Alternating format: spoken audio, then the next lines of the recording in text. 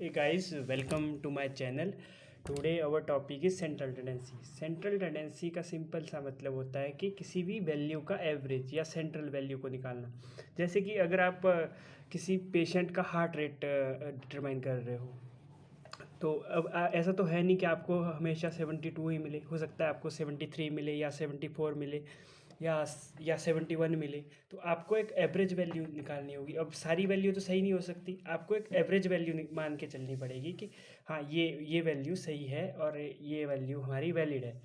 तो एवरेज ये होता है मैथमेटिकल एवरेज और पोजिशनल एवरेज.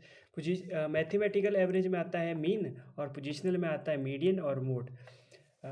मीन का मतलब होता है कि एवरेज वैल्यू आपके पास जो भी डाटा आया, जो भी आप एक्सपेरिमेंट कर रहे हो, उससे जो भी डाटा आएगा आपके पास उसकी एक एवरेज वैल्यू, उसको हम मीन कहते हैं. और मीडियन होता है मिडल वैल्यू. और मोड रिप्रेजेंट करता है जो सबसे ज़्यादा बार रिपीटेड होती है आपके एक्सपेरिमेंट में. ये एक ऐसी वैल्यू होती है जो सबसे ज़्यादा बार रिपीटेड होती है. और रेंज का मतलब होता है कि सबसे हाईएस्ट वैल्यू जो होती है उससे उसके और सबसे छोटी वैल्यू का डिफरेंस, उसको हम रेंज कहते हैं. अब मीन होता है अर्थमेटिक मीन, जियोमेट्रिक और हार्मोनिक मीन.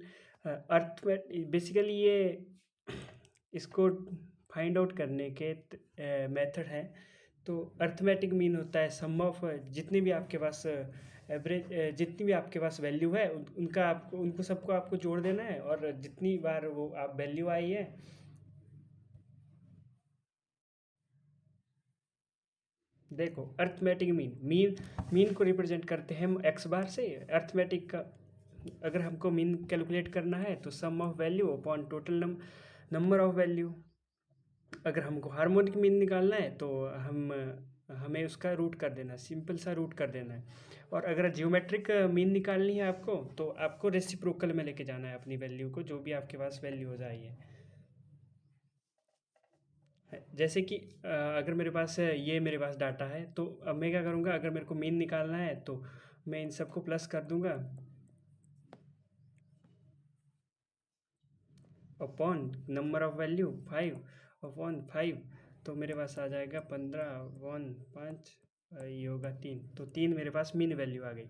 अगर आपको मीडियन निकालना है तो आपको सिंपली क्या करना है कि आपके पास जो भी वैल्यू दी होगी उसको आपको असेंडिंग ऑर्डर में या इंक्रीजिंग ऑर्डर में अरेंज कर देना है. उसके बाद जो भी आपके पास सेंट्रल वैल्यू आएगी, जैसे कि इधर अब इधर मेरे पास सेंट्रल वैल्यू है 3, तो मेरे पास मीडियन जो आएगा 3 आएगा. अगर आपके पास इवन नंबर में वैल्यूज़ दी होगी तो आपको क्या करना है कि जैसे कि अगर इधर 6 लिखा हो, लेट से इधर 6 लिखा है, तो आपको क्या करना है कि बीच की जो भी दो वैल्यू आएगी उनको प्लस कर देना है और 2 से डिवाइड कर देना है. तो उससे आपके पास मीडियन वैल्यू आ जाएगी. Next partition. अब हम बात करते हैं क्वार्टाइल.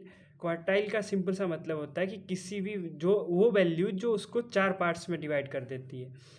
अगर आपके पास 100 लोग हैं तो अगर मेरे को इनको 4 के ग्रुप में डिवाइड करना है तो मेरे पास 25 आ जाएगा. तो वो मेरे पास क्वार्टाइल वैल्यू हो गई.